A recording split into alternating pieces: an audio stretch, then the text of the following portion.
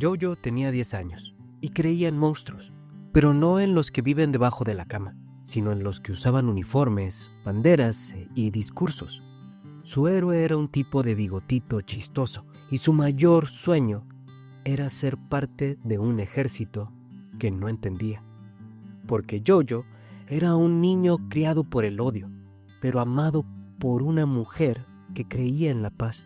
Y justo cuando pensábamos que estábamos viendo una comedia, la película nos rompe, sin sangre, sin gritos, sin violencia gráfica. Solo unos zapatos, 2 zapatos colgando, y un niño que se queda inmóvil, porque la risa se detuvo, y en su lugar llegó algo que solo el buen cine sabe hacer: un silencio que grita. En este video vamos a desentrañar esa escena, cómo la construyó Taika Waititi desde el guión y la dirección, por qué esa imagen nos persigue mucho después de que la película termina, y sobre todo, qué nos dice de la guerra, de la infancia y del amor más puro que existe. Cuando se anunció que Jojo Rabbit sería una sátira de la Alemania de la Segunda Guerra Mundial, protagonizada por un niño fanático de Adolfito, muchos se llevaron las manos a la cabeza. ¿Una comedia sobre el Holocausto? ¿En pleno siglo XXI?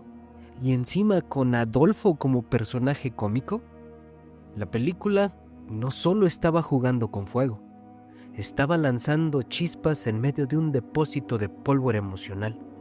Pero Taika Waititi sabía algo, que el humor, cuando se usa con inteligencia, no minimiza la tragedia, la expone, la desnuda, la vuelve más absurda y por eso más condenable.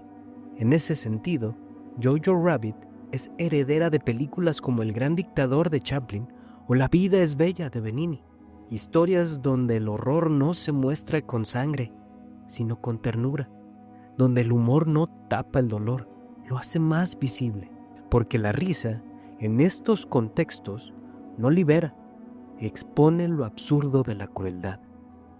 Taika Waititi dijo en una entrevista que para él reírse de Adolfo no era insensible, era necesario, porque ridiculizar una ideología asesina, cuando el mundo empieza a coquetear otra vez con ese extremismo, es un acto de resistencia artística.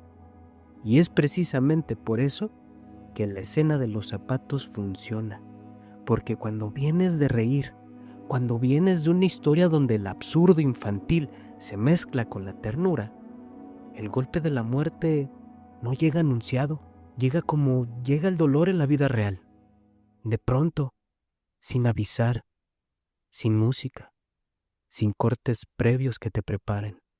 A veces el cine más poderoso no necesita gritar, solo necesita mostrar algo, muchas veces, hasta que, cuando desaparece, lo sientes como una ausencia física. En Jojo Rabbit, ese algo son los zapatos de Rosie. El director Taika Waititi los filma desde abajo constantemente. Nos hace ver lo que vería un niño al mirar a su madre, desde abajo hacia arriba, pero también lo que vería si estuviera viendo un cuerpo colgado. Cada encuadre de estos zapatos no es gratuito, es una construcción emocional, una preparación estética para el golpe que viene. Es foreshadowing puro. Ella se mueve con gracia, como si flotara. ¿Te suena esa imagen? Porque más adelante la veremos literalmente flotar. Del baile a la horca, de la vida a la muerte, del amor al vacío. Y como espectadores no lo notamos al principio, pero el subconsciente sí lo registra. Por eso, cuando llega la escena, no entendemos por qué se siente tan desgarradora, hasta que nos damos cuenta de que llevamos toda la película conociendo a Rosie a través de sus pasos, a través de sus zapatos. Taika Waititi dijo que filmar desde la perspectiva de un niño era esencial, porque los niños no entienden el mundo, solo lo miran. y lo que Yoyo miraba siempre eran los zapatos de su mamá.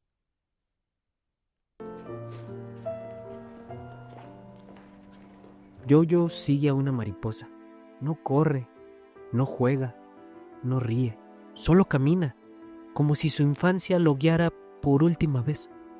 Y entonces se detiene, mira hacia arriba, y la cámara no le muestra el rostro, solo los zapatos, colgando, balanceándose suavemente, como si aún bailara. El plano es contenido, fijo, no hay sangre, no hay gritos, no hay primeros planos de sufrimiento. Pero es devastador, porque el director ya sembró en ti todo el dolor antes de ese momento. Sabes que Rosie era lo mejor del mundo para Yoyo. Sabes que ella le amarraba las agujetas, lo hacía bailar, le enseñaba a pensar por sí mismo. Sabes que era la única voz de luz en un país tragado por la oscuridad. Y ahora solo quedan los zapatos, el cuerpo fuera de campo. Porque a veces lo que no se muestra duele más. En esa escena Yoyo no llora, no grita, solo se agacha y trata de atarle las agujetas a su madre. Pero no puede, no quiere, porque en su mente infantil eso era lo que ella hacía por él. Era su forma de demostrar amor y ahora es su forma de despedirse. Pero Yoyo no puede atárselos, porque es un niño y porque en el fondo sabe que su madre ya no volverá. Esa imposibilidad de amarrarle los zapatos es el símbolo más honesto del duelo. Es el momento en el que un niño se da cuenta de que no puede revertir lo irreversible, no puede arreglar el mundo, no puede volver atrás, solo puede quedarse ahí, en silencio, al lado de los zapatos de su madre, sin saber qué hacer con el dolor. Jojo Rabbit es una película que se disfraza de sátira, pero es en realidad una historia de transformación. Jojo empieza adorando a Adolfo y termina bailando con una niña judía. Ese viaje no es casual, y el punto de quiebre es la escena de los zapatos. El asesinato de Rosie no es solo el asesinato de una madre, es la muerte del mundo en el que Jojo creía, porque Rosie era su ancla. Ella lo educaba en medio del caos, lo retaba a pensar, a sentir, a cuestionar lo que todos gritaban como verdad. Y cuando la matan, Jojo se queda solo, pero esa soledad no lo convierte en un monstruo. Lo obliga a abrir los ojos. Jojo Rabbit funciona como una fábula, y como toda buena fábula, tiene una enseñanza.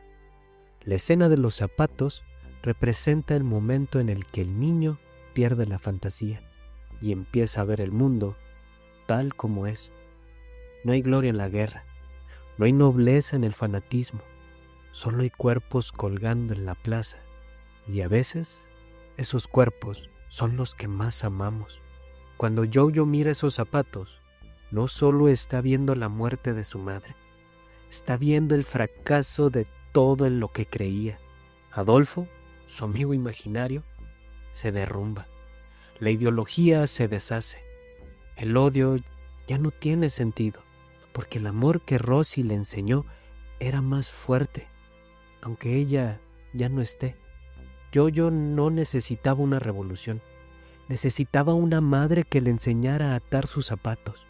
Y ahora, aunque no pueda hacerlo, entiende lo que ella quería decirle todo este tiempo. Sé libre, piensa por ti mismo, ama aunque te duela.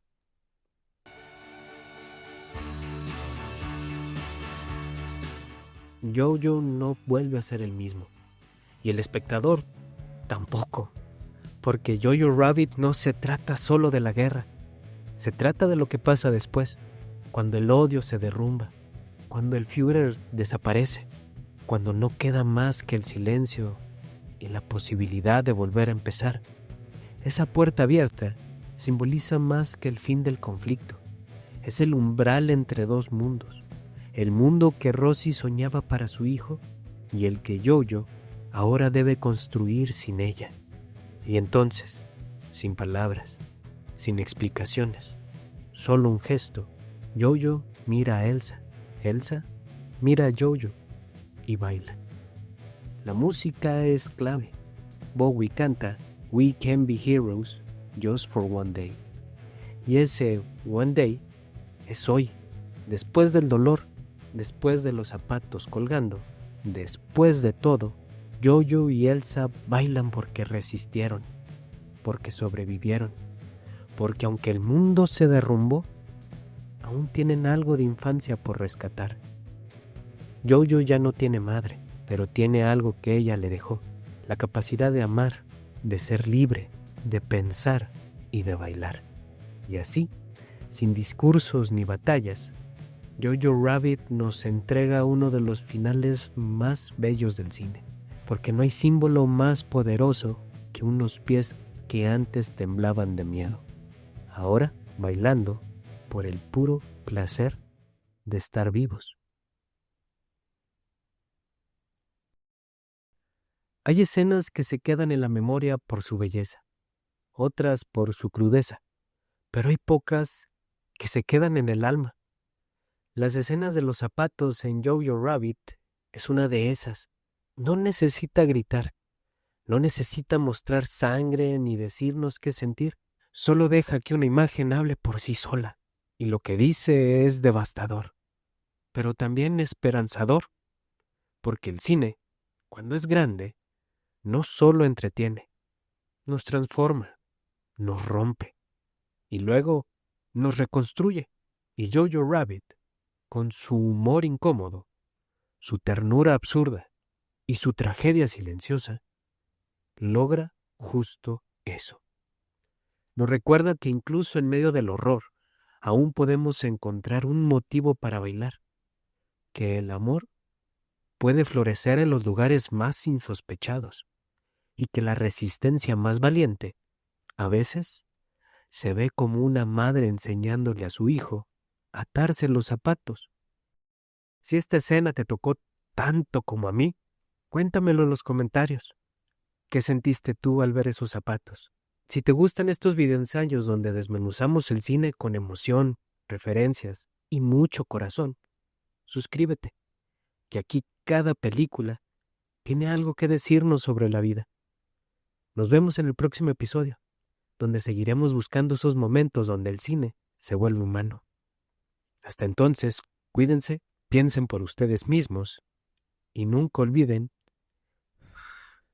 atarse bien los zapatos. Nos vemos. Hasta la próxima. Por cierto, recuerden, bailar también es una forma de revolución.